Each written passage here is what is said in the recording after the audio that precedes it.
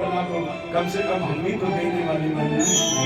मेरे ठाकुर जी कहते हैं जहां मान नहीं भक्त को यहाँ न मेरो वास, क्योंकि भक्त हमारी आत्मा हम भक्तन के भगवान कहते हैं भक्त के दास हैं, हम भक्त के गुलाम हैं, लेकिन भक्त बन करके तो देखिए।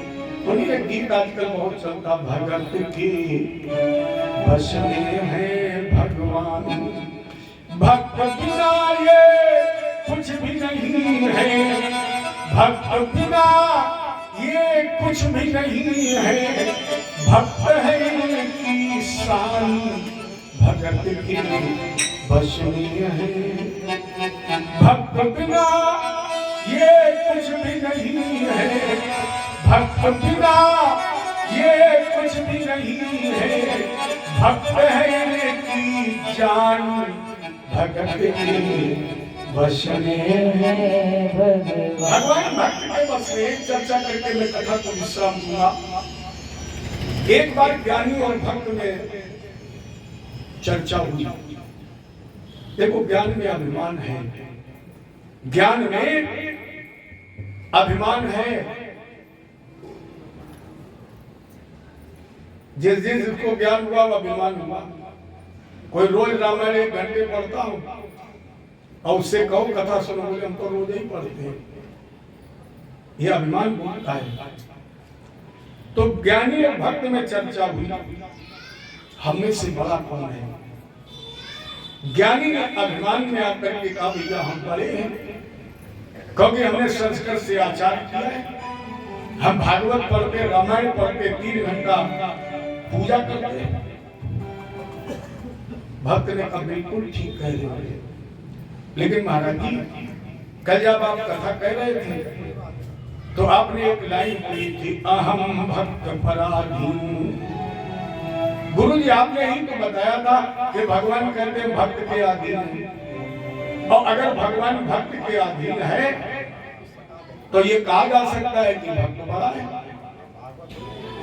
इसके मतलब भक्त बड़ा है।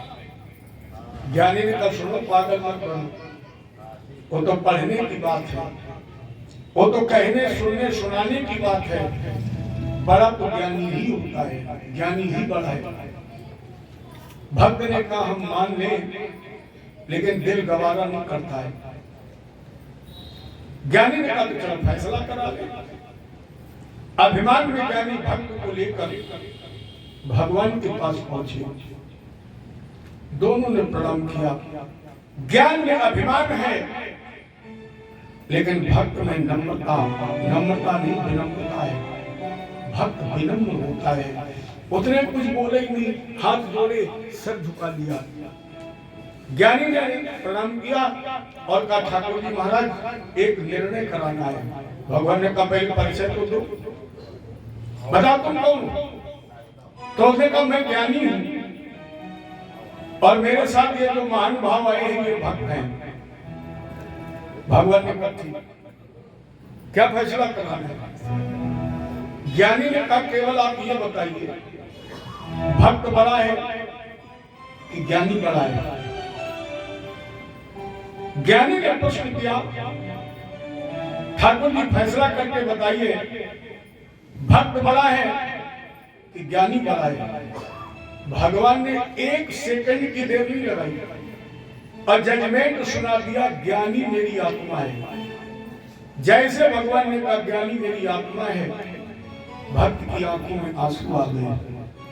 लेकिन इसने सोचा कि अगर मेरे आंसुओं पर मेरे गोविंद की दृष्टि पड़ जाएगी तो मेरे गोविंद को कष्ट हो जाएगा। ये भक्त ने चुपचाप अंगोछे से आंसू पोंछे, भगवान की तरफ देखा भी नहीं, सर दूसरी तरफ घुमा लिया, भगवान को प्रणाम किया और उठ करके चल पड़ा।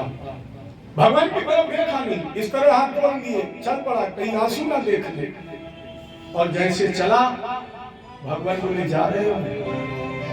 भक्त ने कहा आपका फैसला सुनने आया, आपने फैसला सुना दिया, मैं जा रहा हूं। भगवान मुस्कुराए बोले हमें लग रहा है कि तुम रो रहे हो, तुम्हारी आवाज लड़खड़ा रही है, मुझे लग रहा है कि तुम रो रहे हो, ऐसा लग रहा है कि तुमको हम पर नाराजगी भी है, तुम गुस्सा होकर जा रहे हो। जाओ, गुस्सा होकर के जाओ, लेकिन भैया जाने से पहले मेरा जजमेंट तो सुन लो, मेरा फैसला तो सुन लो। भक्त ने कहा फैसला सुन लिया। भगवान बोले फैसला मैंने एक लाइन में नहीं लिखा है, मैंने फैसला 2 लाइनों में लिखा है। आपने एक लाइन सुन ली, चल पड़े दूसरी तो सुन लो। रुक जा। भक्त के कदम रुक गए। भगवान ने कहा भैया ज्ञानी मेरी आत्मा है, लेकिन भक्त मेरा परमात्मा है। भगवान ने कहा ज्ञानी केवल मेरी आत्मा है, लेकिन भक्त तो मेरा परमात्मा है। क्योंकि अगर भक्त परमात्मा का होता तो मुझे केवल ने कठौते में खड़ा नहीं किया होता। अगर भक्त मेरा परमात्मा ना होता तो मैंने सिमरी के जूठे बेर ना खाए होते।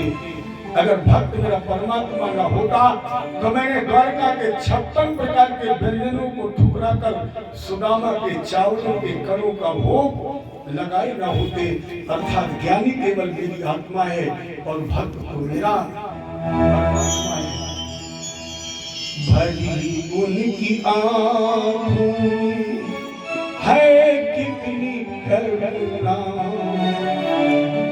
भली उनकी आँखों में है कितनी करुणा, जाकर सुदामा भिखारी से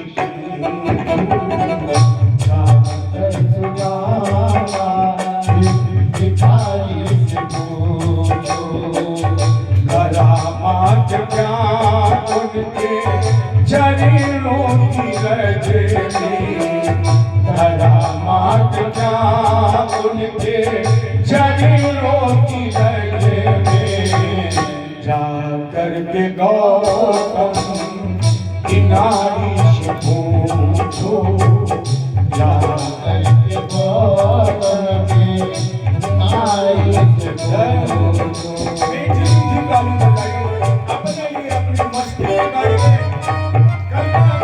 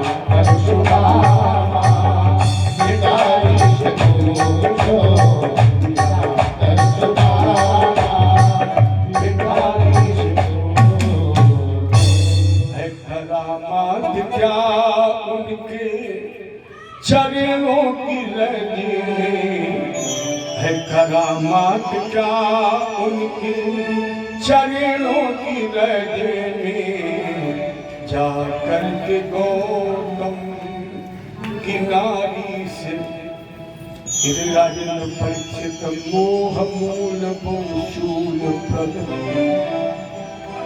भरी उनकी आंखों में है कितनी करुणा जाकर सुदामा भिखारी से पूछूं इन्हें मोह मूल बहुशूल प्रद त्याग उत्तम अभिमान।